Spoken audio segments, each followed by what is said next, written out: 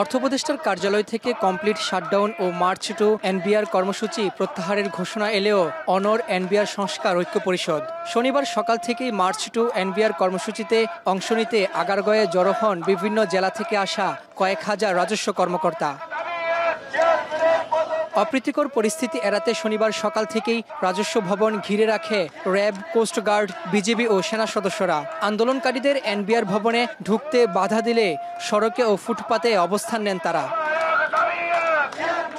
March to NBR কর্মসূচিতে NBR chairman Abdur Rahman খানের অপসারণের এক দফা দাবি করে সংস্কার ঐক্য পরিষদের নেতারা বলেন, চেয়ারম্যানকে অপসারণে কোনো আপোষ করবেন না তারা। চেয়ারম্যানকে অপসারণ করে আলোচনার পরিবেশ তৈরির আগ পর্যন্ত তাদের এই আন্দোলন চলবে।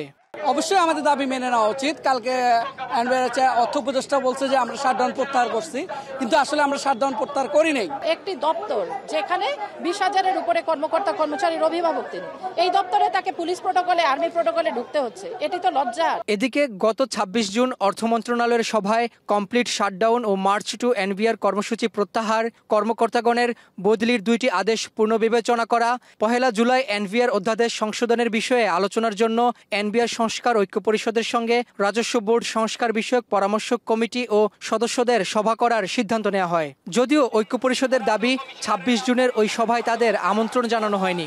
অধ্যাদেশ সংশোধনের জন্য আমাদের সব স্টেক হোল্ডারের সাথে কথা বলতে হবে, তো সেই কাজটা আমরা করতে পারছি না। এই চেয়ারম্যান থাকাতে আমরা সেই কাজটা করতে পারছি না। এই কারণে আমরা আজকে চেয়ারম্যানের অপসারণের জন্য আন্দোলন করছি।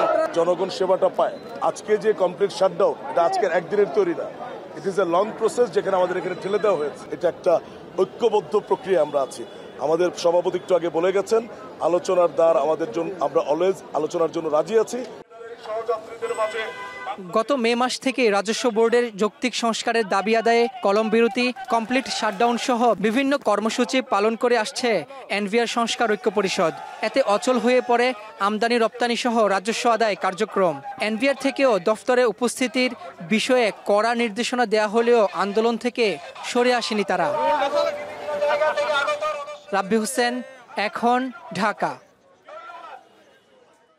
সানবিট সব দিবে সামাল। সানবিট ম্যাজিক প্রেস ডিশওয়াশিং এর মাথা ঘোরানো সলিউশন।